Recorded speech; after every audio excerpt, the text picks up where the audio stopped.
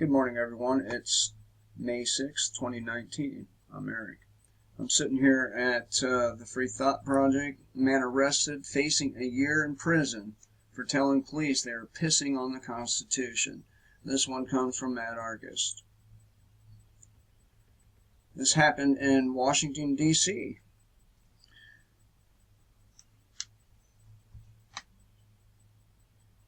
Okay.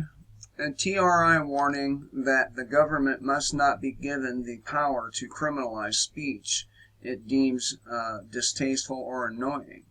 The Rutherford Institute has asked the U.S. Supreme Court to stop the prosecution of a Texas man who faces up to 1 year in jail and a $4,000 fine for sending emails to police criticizing them for failing to respond to his request for assistance.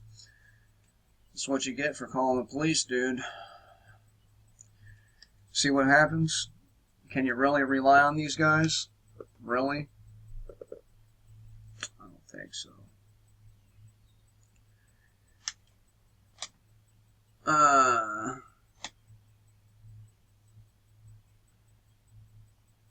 In an amicus brief filed with the Supreme Court, Rutherford Institute attorneys argued that the prosecution of Scott Ogle for sending complaints to a sheriff's office, including one email stating that officials were pissing on the Constitution, violates the First Amendment safeguards for freedom of speech and the right to petition the government for a redress of grievances. And that's exactly what they did.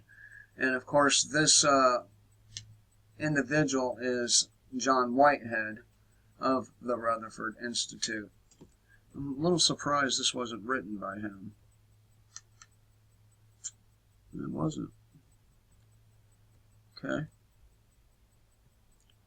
Moreover, Institute attorneys argue, and there must be more than one, that the Texas law under which Ogle was charged, which makes it a crime to send annoying, alarming, or harassing electronic messages, is so overbroad that it could be used to punish a negative review of a restaurant posted online or caustic Facebook posts.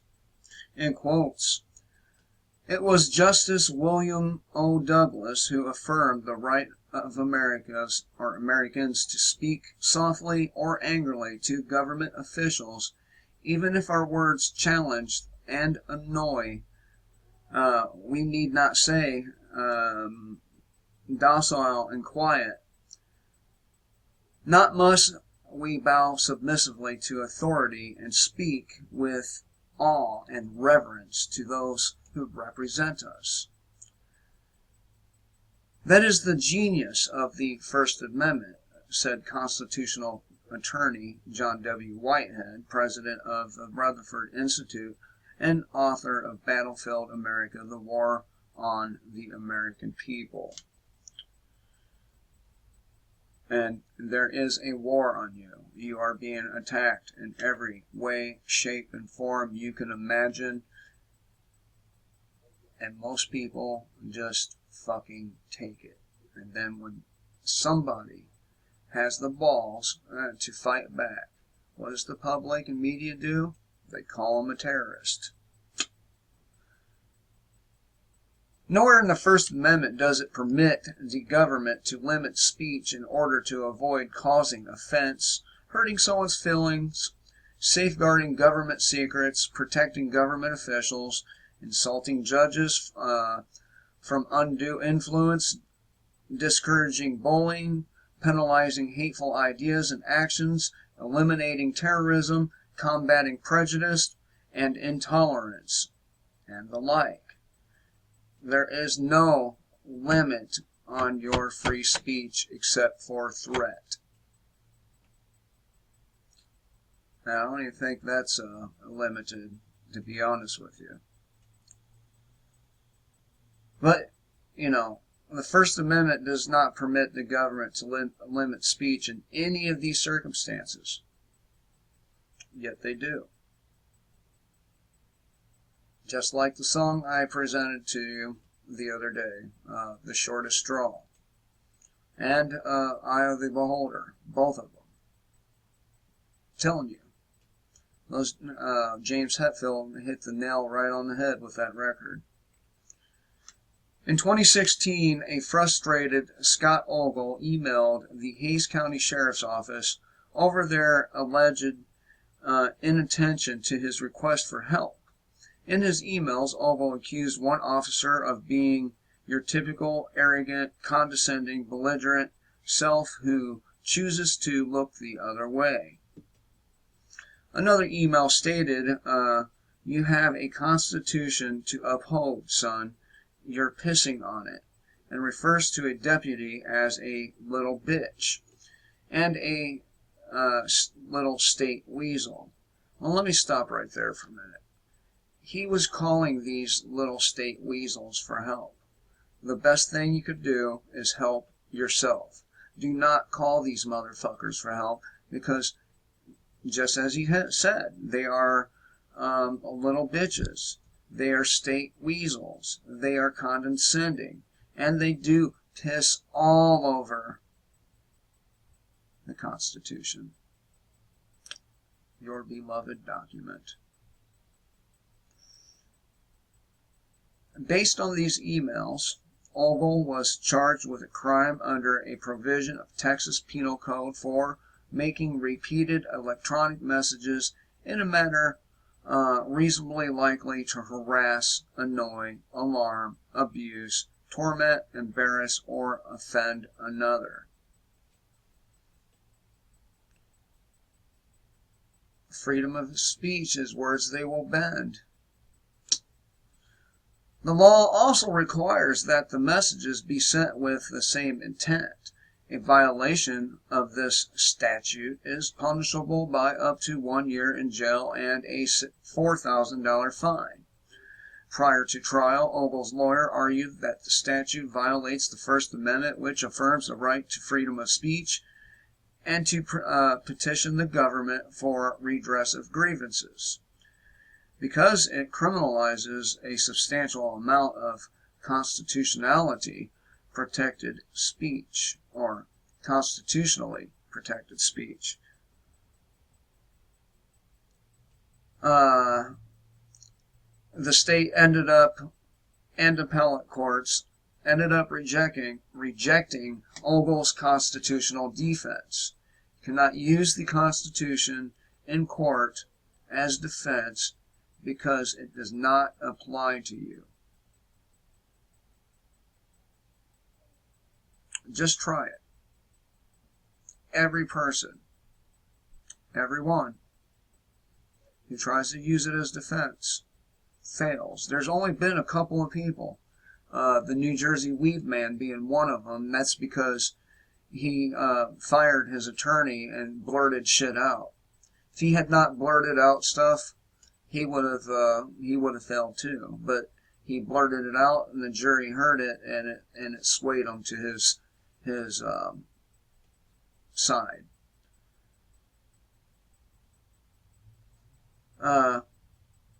So they rejected it, the constitutional defense, in asking the U.S. Supreme Court to review Ogle's case and strike down the Texas statute. The Rutherford Institute argues that even if Ogle's emails were in bad taste, the government must not have the power to judge and punish speech because of its judgment that the speech is rude, pointing out that statutes similar to the one being applied to Ogle have been held unconstitutional by other state and federal courts. Institute attorneys have also urged the Supreme Court to resolve the conflict between those rulings and the ruling in Ogle's case. And by the way, the Rutherford Institute is a nonprofit civil liberties organization. It provides legal assistance at no charge to individuals whose constitutional rights have been threatened or violated, which is pretty much everyone that gets arrested, unfortunately. So, we'll see what comes out of this, but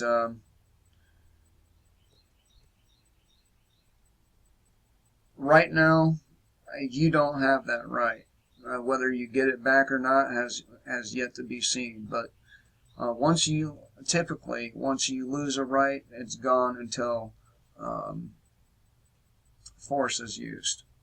So anyway, I had a good response on an earlier video regarding boycotting the elections. People always want a nonviolent way of dealing with things, and I think that would be a very effective message, and it would give the rest of the people in the country, you know, they would look around and they'd be like, wow, look at how many people hate this government. There's more than we could ever have imagined. And it will give people more courage to stand up, because they'll know that at least 51% of the people agree with them. So, I do encourage I know I haven't been on Discord lately. I have some changes going on in my life, and I gotta shuffle shit around. I have been starting to make a little bit of cash off the channel. However, I still got to make more, and so I have to go back to work at least part-time. I doubt it's going to be part-time, but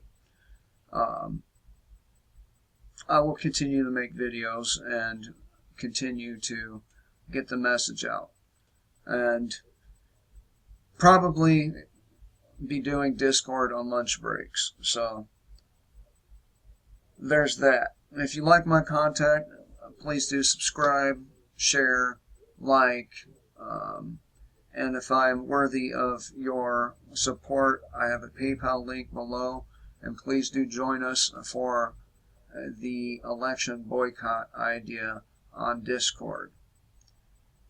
All the links are below. Until next time, kill the state, live free.